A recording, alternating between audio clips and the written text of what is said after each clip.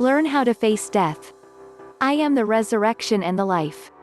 He who believes in me will live, even though he dies. John chapter 11 verse 25.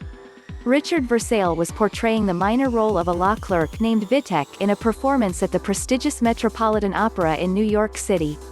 He was age 63 and had suffered absolutely no adverse health problems. In the opera there is a beautiful and mysterious woman who wants to live forever.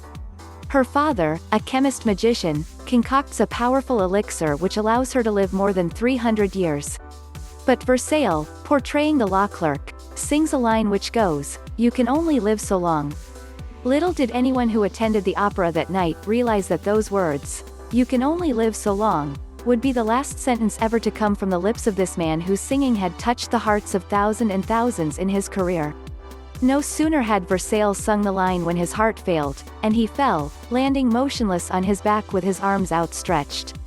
Realizing that something was wrong, the stage manager immediately dropped the curtain and the performance was cancelled, then only the third time for this to have happened in the history of the Met after a performance had begun.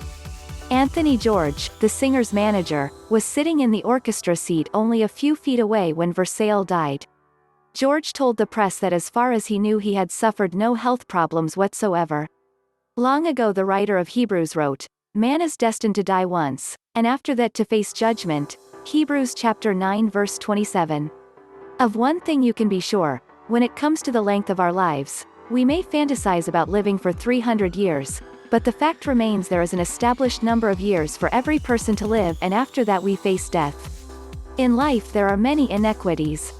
Some have the money to have the finest seats in the opera. Some have only enough to sit in the balcony far away from the action. And some can't even afford the least expensive seat in the house.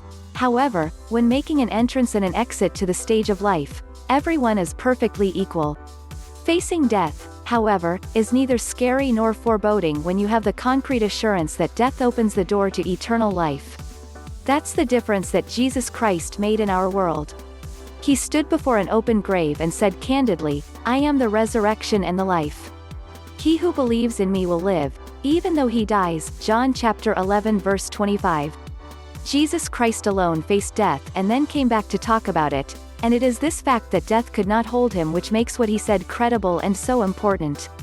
He told his disciples that he was going to prepare a place for them and that he would return and receive them to himself so that where he was, they also could be.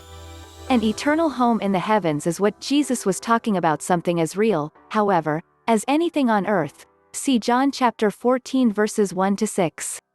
A friend of mine called to give me the rather shocking news that leukemia was taking his life and that doctors did not expect him to live more than 5 days. Even though he was in his mid-80s, his voice was strong and firm. I've never known a more godly man who, in spite of the sadness in saying farewell to friends and family, bore a tinge of excitement in his voice. He knew where he was going, and he knew the way to heaven was through him who said, "I am the way, and the truth and the life." John chapter 14 verse 6. A final question. If what happened to Richard Versalle should happen to you, would you be ready? "You can only live so long," sang Richard Versalle. You know, friend, he was right.